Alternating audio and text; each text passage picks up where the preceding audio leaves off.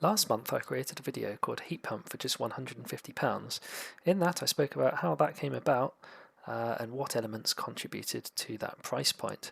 I'd firstly like to say a big thank you to everyone who liked the video and everyone who commented as well. It was really fantastic to hear everyone's perspectives and experiences. Definitely getting quotes for heat pumps. It's a bit of a minefield, so it was really good to hear from a variety of people.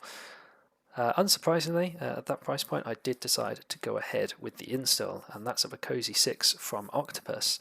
I was fortunate enough to get an install date just 6 weeks after the survey. So here's what happened next. At 8 AM on the first installation day, the delivery arrived, consisting of everything needed for the job. Between 8 and 9, the install team arrived, and that consisted of one electrician and two heating engineers. When everything was unloaded, we discussed the plans. One discussion point was if the heat pump power supply should spur directly from the meter area or the Powerwall gateway. Turns out either was an option, and both could have worked. Did it directly from the meter in the end, but everyone then got to work. By the end of day one, 3 radiators had been removed and replaced entirely, and that's all that was needed for this particular job. 2 bedrooms and 1 in the kitchen area, upgraded to slightly larger models.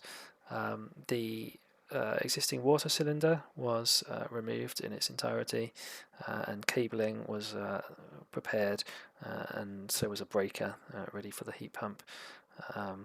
Unfortunately, we did have a slightly unfortunate situation that there was no central heating or hot water overnight. So as such, they gave us 2 electric heaters, which would help us with that overnight. And it was actually quite a cold night, but we got through it. To install day 2 then, and the trunking and primary pipework was put through the soffits at the rear of the house where the heat pump was going to be, and into the attic. The cylinder was fitted, and the D2 pipe was also installed, and then the point of no turning back, the gas boiler was removed, and the gas meter as well was removed. So from that day onwards, no standing charge for gas, so that was nice. Then the Cosy pods were placed. We ran through some considerations, things like being away from a draft, being away from an obvious heat source, and also being away from little arms reaching up, because they're quite easy to press, and when you do, it boosts the temperature. So there was a few things to consider there. We had 2 installed. We could have had a third. I think we may have had a third just lying around that we never found a position for. Besides that, the concrete base for the Cosy 6 outside, a big fan unit, that was set up too. Going into the night, we had no heating, but we did have hot water. They fitted a temporary immersion, which we powered up over the day while they were working. But that takes us through to installation day 3, and on day 3, the Cosy hub and immersion switch was fitted.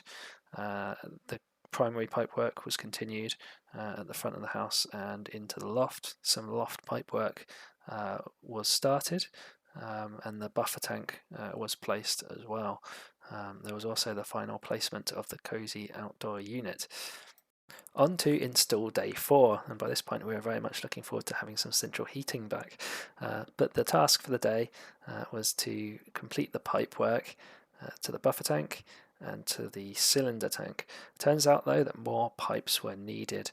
There weren't quite enough because the route taken was ever so slightly different to the original schematic that the surveyor plotted. Never mind. They were procured and work carried on. It just took longer than intended, but it was then possible to fill the system in the afternoon and begin testing and commissioning. But it turns out there was quite a lot of air in the system, and the whole process took a little bit longer than expected. But by the end of install day 4, we had our heating. We could try it out, and we were up and running. Having said that, there was an install day 5, and there was still some important tasks to be done. So there was pipe lagging, that's that big insulation that goes around all the pipes in the loft and the ones in the cylinder tank. They all needed doing. The inhibitor needed to be added to the system. It needed to be the official handover. There was a condenser pipe that needed to be added as well, so water didn't just pool behind the Cosy unit itself, and then a few visual touches. So after a 5-day process, I'm very pleased to be up and running.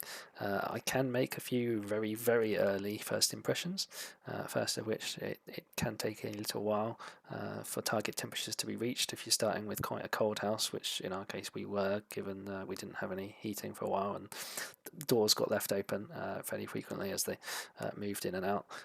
So we did have to try and gain around about 7 degrees, and that did take a few hours. And the radiators, they didn't get especially warm, but the house just mysteriously warms up quite consistently, which is quite a nice feeling. The precision is very impressive. So in this case, we set the target temperature to 20, and then it achieved 20.1, and it very accurately stayed around 20 degrees without overshooting the target, as you might find with a higher temperature gas boiler system. So what about performance? Well, the numbers look pretty good actually. Fairly impressed with that, and very much in line with my expectations. But it is a warmer day today, the day I record this. I think it got up to about 14 degrees outside, which is a bit warmer than what we've been having. So I'm going to wait before sharing any numbers. I'm going to put some perspective on this, and I'm going to make a new video in around about a week's time and share some performance figures. One aspect which allowed me to get a discounted price was a referral code, and now I have my own. If you enjoy my content and are considering a heat pump from Octopus, that can be a Cosy or a Daikin, it doesn't matter which. You can get £100 off with this referral code. It gives me £100 bill credit as well, which really helps me, being a smaller channel that doesn't get paid for ads. You don't have to be an Octopus customer as well. You can use the referral code even if you have your energy with someone else but want to get a heat pump from Octopus. If you already have a heat pump, how was your installation? I'd love to hear your story, so please leave a comment. And if you have enjoyed this, leave a like and consider subscribing. That's all for today. More Cosy content in the coming weeks. Thank you very much for watching, and goodbye.